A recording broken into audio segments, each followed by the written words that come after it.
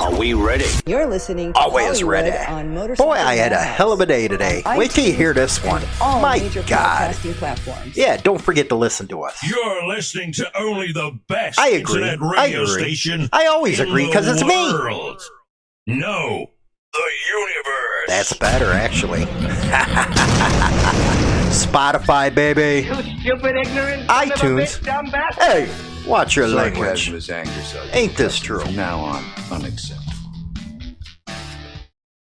Gentlemen, the king. I'm here, baby. I'm here. Baby. What's up, everyone? How you guys doing? Welcome to this edition of Insane Throttle Biker News. I had a hell of a day today. Hell of a day. You know, it's Memorial Day weekend and stuff. So, you know, the little brother comes over, you know, brings his bike and stuff. He says, hey, let's go for a ride. I said, okay, let's go for a ride. You know, where I'm at, there's some great hilly country roads and stuff. He's never been on them. So we go.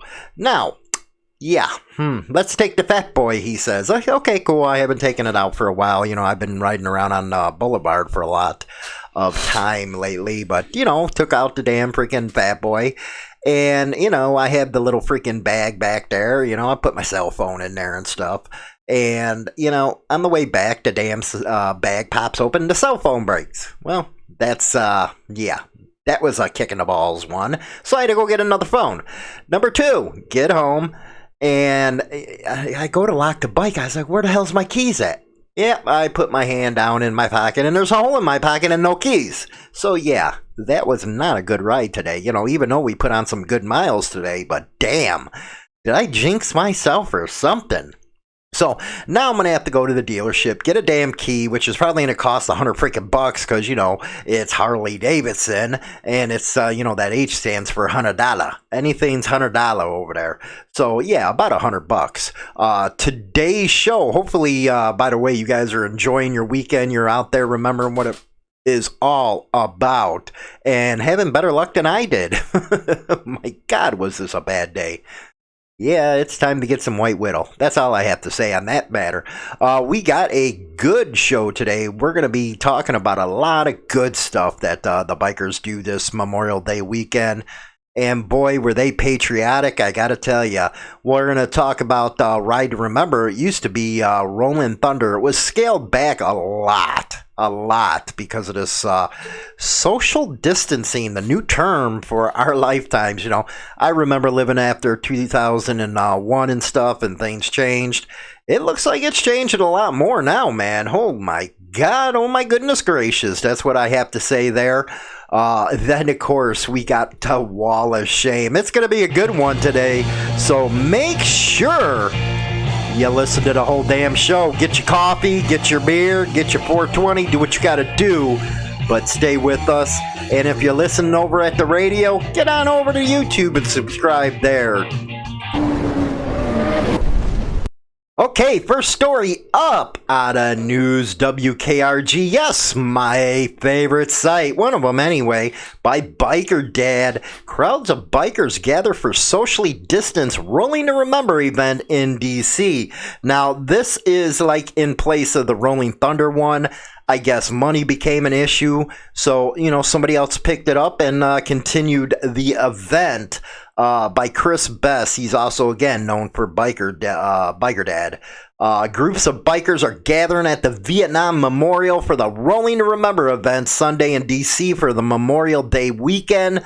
The time-honored tradition looks different this year with social distance guidelines in place due to the pandemic. Sunday marks the first Rolling to Remember after Rolling Thunder event was canceled last year. Motorcyclists going to ride in their local communities 22 miles from the number of veterans who commit suicide on an average on every given day. Tim, the saluting Marine, will be on the corner of 23rd and Constitutional Avenue for 24 hours beginning at noon. Organizers at the event are still expecting some group of bikers to drive by, but not continuously, according to ABC7 Carolyn Patricus. There is a video here. Let's listen. Freedom. Rolling to Remember is a highlight of Memorial Day weekend. Thousands of motorcycle riders paying respect to fallen heroes, prisoners of war, and those missing in action. Awesome stuff, man. This year, due to COVID, that will honor them in other ways. I think it's horrible. It's taken such a negative effect on everyone. On Saturday, Steve Tannenbaum and his motorcycle buddies decided to visit the war memorials on the National Mall. This is how they are commemorating this year, with memories of last year's Rolling to Remember. You didn't see one fight, you didn't see any trash thrown. It was just amazing of everyone coming together with one common goal. Starts early in the morning There you go. at the Pentagon, sitting hours waiting for your turn to go, and then it's really a fantastic thing to do. AM Vets organizes the ride. Due to health and safety reasons, they will not gather. Instead, they asked motorcyclists to ride 22 miles on Sunday in their local communities. Everyone was wanting to be able to be here this year, but unfortunately with the events they are, we decided that, it's safer to not be in the massive groups that we're in.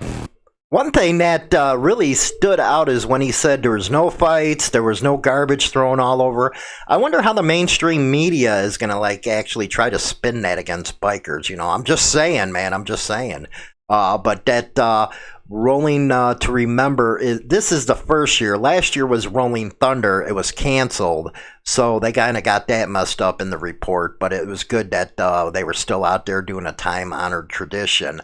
Now we're going to go again over to Biker Dad. The Sturgis mayor. Riders will rally in Sturgis no matter what the city decides. Again, from Chris, the mayor of Sturgis, South Dakota, says the best way to ensure a record-breaking crowd at the annual motorcycle rally there is to tell the bikers they can't rally. In a Facebook video, and we'll listen to a couple seconds of it, this week, Mayor Mark Catterson said bikers will show up in the small town this August despite the coronavirus pandemic, and even if the city doesn't sponsor the event. Quote, I've always said for 10 years of being mayor, if we want the largest rally, the city of Sturgis should say we're not having a rally. I believe that ignites the spirit of both motorcyclists and Americans. This country was built on rights and freedoms, and motorcyclists certainly illustrate that every day. I guess it's a good plan. I don't know. He's being kind of presumptuous, don't you think? Let's listen. The decision is made on June 15th by the Sturgis City Council. There are still people coming to the rally. If the city doesn't host the rally, we're still going to have a large influx of tourists coming. Most of them are going to be motorcyclists because I guess they're deciding on June 15th. We have motorcyclists coming right now to enjoy what we have with the Black Hills. I've always said for 10 years of being mayor, and I hope I didn't curse myself, but the reality of the situation may be here for us, but I've always said if we want the largest rally we've ever had, the city of Sturgis should say we're not having a rally. Yeah, they a little presumptuous. What's probably going to happen is the city won't sponsor it, but they know people are going to still come because I heard the Black Hills is a great ride and stuff. Personally, the big promotional type of freaking rallies ain't for me, man. I'm more of the quiet type of rally type of deals. The parties on the weekend. Go to A-Bait stuff. Those are really good parties. As of now, they said their Freedom Run is going to be happening in July. But right now it's May 24th. Everything's just opening up, so we'll see what goes on there. But Sturgis, it ain't nothing unless that rally happens. That's where all their money comes from. That 1 week of the year, that's what makes them for the rest of the year. So, I guess this mayor think he knows what he's doing. Anyway, another great story here from the Frontiersmen. A local motorcycle club hangs wreaths to honor veterans. By Jacob Mann out of the frontiersman.com.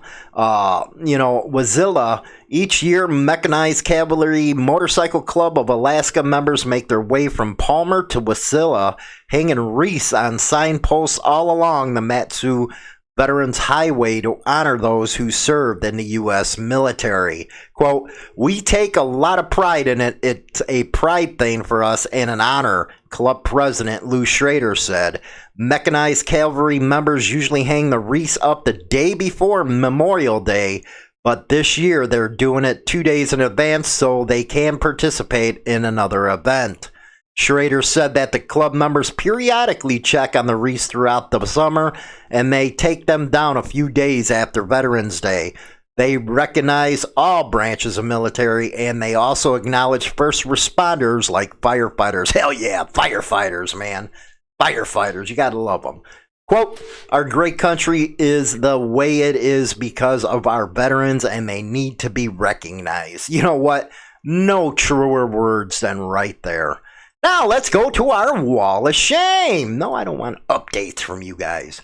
Oh, Chicago's very own WGN.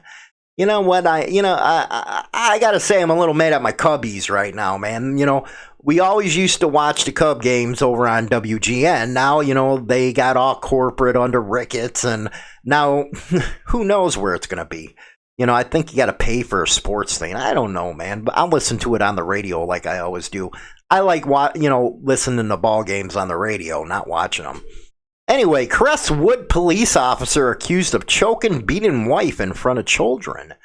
By WGN web desk, Portage, Indiana, Crestwood police officer was arrested after he allegedly beat and strangled his wife in front of their children. At around 3 a.m. Sunday, Portage police were dispatched to a residence in the 5300 block of Old Porter Road on the report of a disturbance. Officers were reportedly greeted by a child who was later determined to be Dino Pavani's daughter outside of the residence. Police said she told the officer that her mom was lying down in the residence and needed help. A woman later determined to be Dino Pavani's wife told police her husband struck her several times, and she told her children to call 911. Pavani, you're in the wall of shame now, buddy. And a Crestwood police officer denied the officers that he struck his wife. Of course he did. Police advised Pavani that they saw the video one of his children took of the incident and arrested him at the scene. Police said the video showed Pavani striking his wife and choking her. A daughter reported that during the incident, Pavani allegedly pushed her back and later slammed the door on her right arm twice. Pavani was charged with strangulation, 3 counts of domestic battery, and interference in reporting a crime. There he is. Tony, you're now in the wall of shame. Okay, before I go into my final thoughts, don't forget to go to HarleyLiberty.com for your daily biker news. Also, go over to MotorcycleMadhouse.com. You can listen to Motorcycle Madhouse radio show over there, or better yet, go listen to Spotify, Stitcher, Apple Podcasts, Player FM, TuneIn, and more. And don't forget to visit us on Facebook, Twitter, Instagram, Pinterest. Subscribe to all of them. And you got that right. Subscribe over to YouTube.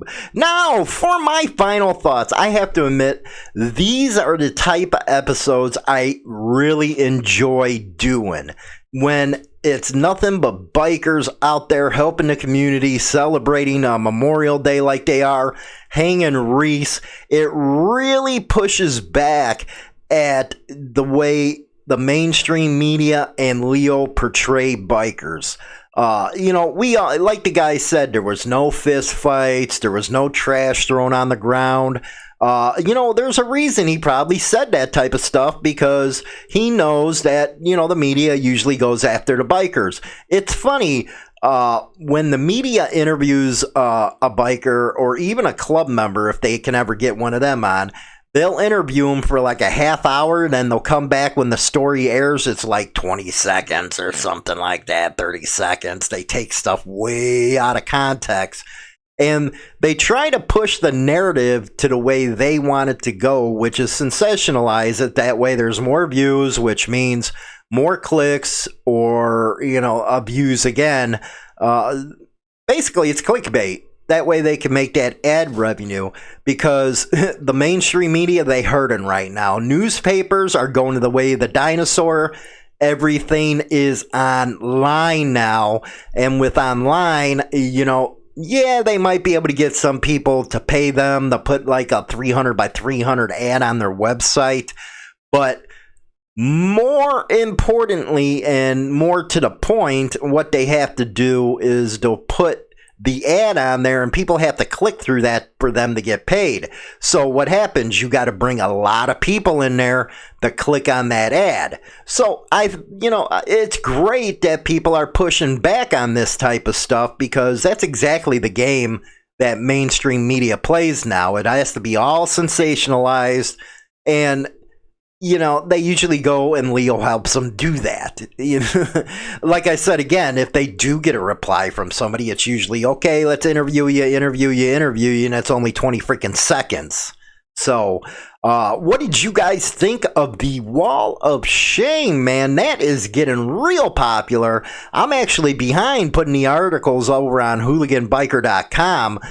By the way, bikerlifestylemagazine.com, I just dropped an op-ed on this is why motorcycle protocol exists, so stop crying about it. Go over there, read that article. I'm sure I'll do a segment on that pretty soon. I'll talk about that stuff, because you actually get tired of all the whining and crying about motorcycle club protocol, how it sucks, why should we do this? Well, in that article, I gave some real good incidences on why you want it to be done. So go over there, check that out. Also, again, HarleyLiberty.com, man. Get your daily biker news over there. Our Facebook is really killing it. If you're not over on our Facebook page, make sure you go over there and kick it. But can you believe I lost my damn keys, man? I couldn't believe it. I reached down in my pocket. There was a hole in my pocket. Oh my God, is this going to cost me some money? I'm pissed at Harley right now. I should be pissed at myself, but, I'm just pissed it's going to cost that damn much money. They have to go by the bin. They'll give you them, the key, but they want to, pull your pants down and just bend you over is what they want to do. So not a good day's ride today, but hey, it'll get better. Next 3 days is supposed to rain. That's all it's been doing. I might as well live in freaking Seattle. So anyway, don't forget to go over to Spotify, iTunes, Instagram. Get over on Instagram, because I do a lot of off-the-wall videos over there. Nice and short ones. And it's not always about biker stuff. It's about other stuff too. So go over there, check it out, and you guys be safe, and get out there and ride. I said goodbye. Bye-bye. Vamoose, adios, ciao, so long, get your hat, Jack. The #1 internet biker radio show is now available on Spotify and all major platforms, including iHeartRadio, iTunes, Stitcher, and more. Don't forget to become a subscriber on any one of these platforms so you can be notified right away when our weekly episode is uploaded, so you never miss an episode. Hi, this is James Hollywood Machikari. Join our YouTube channel and get Motorcycle Madhouse and tons of videos related to the bikers. Join now by subscribing for free and become part of the Throttle today. Always free and always entertaining. Don't forget to visit us at www.harleyliberty.com for your daily biker news. Rock on!